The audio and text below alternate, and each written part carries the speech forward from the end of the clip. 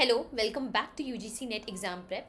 हम लोग कवर कर रहे थे previous year questions from the types of bank. So पहला लेक्चर कंप्लीट हो चुका है और ये उसका कंटिन्यूएशन है। सो पूरे लेक्चर को देखिएगा and try solving out the questions along with me. This is the first question. Arrange the following SBI sponsored RRB in an increasing order of there existence since formation. So SBI जो भी sponsor किया है RRB को, उसको increasing order में हमें arrange करना है। सो सॉल्व करने का कोशिश कीजिए। So the right answer over here is option number B. So first क्या है, सौराष्ट्र ग्रामीण बैंक 1976, फिर अरुणाचल प्रदेश रूरल बैंक 1983, फिर मध्यांचल ग्रामीण बैंक 1984, राजस्थान मरुधा ग्रामीण बैंक 1991 एंड तेलंगाना ग्रामीण बैंक 2006। सो अपने नोट्स में ये सब ना मेंशन कर लीजिएगा अलॉन्ग विद डेट। नेक्स्ट देखिए question. Pricing of housing loan by a commercial bank may follow the following steps in a logical sequence. इसको सीक्वेंस वाइज अरेंज करना है। सो the right answer is option number D. देखिए ये वाला question को समझिए। सबसे पहला इसका स्टेप है कंडक्ट ऑफ क्रेडिट असेसमेंट। यहाँ है ना कंडक्ट ऑफ क्रेडिट असेसमेंट। सबसे पहले देखा जाएगा कि किसी को हाउसिंग लोन प्रोवाइड कर रहा है कोई बैंक, ठीक है, कमर्शियल बैंक लोन प्रोवाइड करेगा तो सबसे पहले देखेगा कि उसका क्रेडिट कैसा है, क्रेडिट पे कर पा रहा है कि नहीं टाइमली, फाइनेंशियल कंडीशन क्या है, उनका हिस्ट्री कैसा है, सब चीज़, उनका फाइनेंशियल एसेट्स वगैरह क्या है, सब चीज़ देखा जाएगा, देन उनको लोन प्रोवाइड किया जाएगा।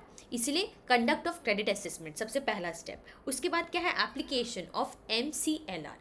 देखिए सबसे पहले बैंक एक मिनिमम इंटरेस्ट रेट लगता है, उसके नीचे वो जा करके किसी को लोन देगा ही नहीं।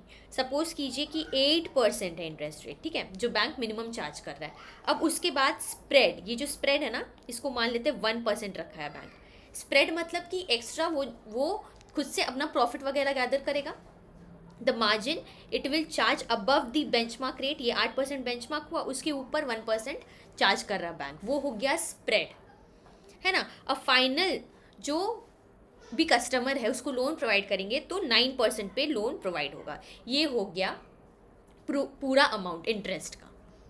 फिर कॉम्पिटिटिव प्राइस डिटर्मिनेशन। अब ये जो 9% निकला है वो दूसरे जितने भी हाउसिंग लोन प्रोवाइड करे दूसरे बैंक लोग तो उसके कंपैरिजन में ठीक है कि नहीं, कि बहुत ज़्यादा या ना बहुत कम इंटरेस्ट रेट नहीं होना चाहिए, उनकी टक्कर का होना चाहिए। तभी कोई भी इंसान, कोई भी पर्सन जाएगा and he is going to take the loan from that particular bank, otherwise तो वो जाएगा ही नहीं वो उस बैंक में, है ना। देन लास्टली अब कोटेशन प्राइस को प्रोस्पेक्टिव बोरोवर को बता दिया जाएगा, जो ये फाइनल कोटेड प्राइस है आपका। अगर आप टर्म्स एंड कंडीशंस पर अग्री करेंगे then you are free to take the loan. So ये पूरा प्रोसेस है pricing of housing loan by a commercial bank. I hope ये अच्छा से आपको सिंपल लैंग्वेज में क्लियर हो गया होगा। नेक्स्ट क्वेश्चन देखिए। Which of the following are primary functions of commercial bank.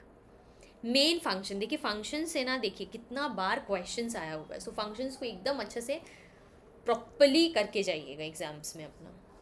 So right answer over here is option number D, excepting deposit. तो ये सबसे पहले प्राइमरी फंक्शन है ना। टर्म डिपॉजिट वगैरह हो गया, सेविंग्स हो गया, करंट डिपॉजिट, ये प्राइमरी फंक्शंस के अंडर आता है। उसके बाद क्या है, डिस्काउंटिंग ट्रेड बिल्स, ये भी प्राइमरी फंक्शंस है।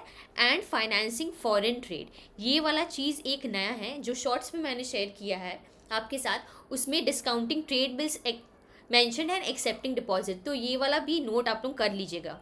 फाइनेंसिंग फॉरेन ट्रेड, जो भी इंपोर्ट एक्सपोर्ट का ट्रेड होता है वो भी फाइनेंस करता है commercial banks.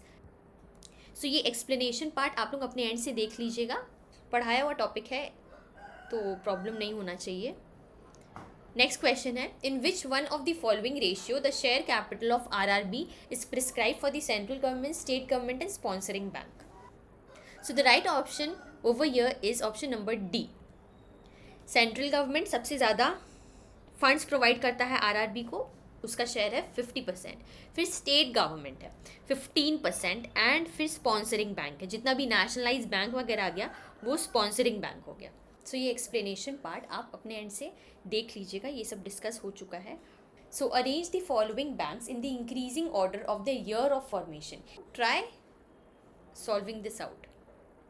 So the right answer is option number C, है ना। राइट आंसर है हमारा ऑप्शन नंबर सी।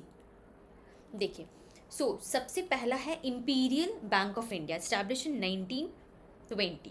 ये इम्पीरियल बैंक जो 1920 में बना है।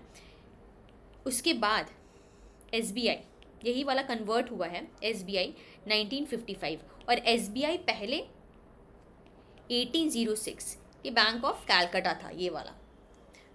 ये इसका ऐसे हिस्ट्री है। फिर State Bank of India SBI 1955, then regional rural bank 1975, उसके बाद small finance bank introduced in 2015। ये सब ना लेटेस्ट क्वेश्चन आया हुआ है आपके एग्जाम में, ये इंपॉर्टेंट है आपके एग्जाम पॉइंट ऑफ व्यू से। Next question is arrange the following institution in ascending order of their year of establishment. फिर देखिए असेंडिंग ऑर्डर में आपको अरेंज करना है। The right answer is option number B.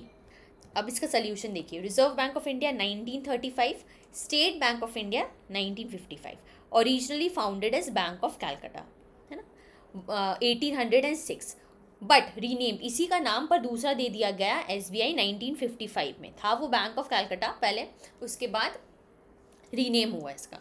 फिर NABARD 1982, then SEBI 1990 and SEBI 1972, SEBI securities and exchange board of India.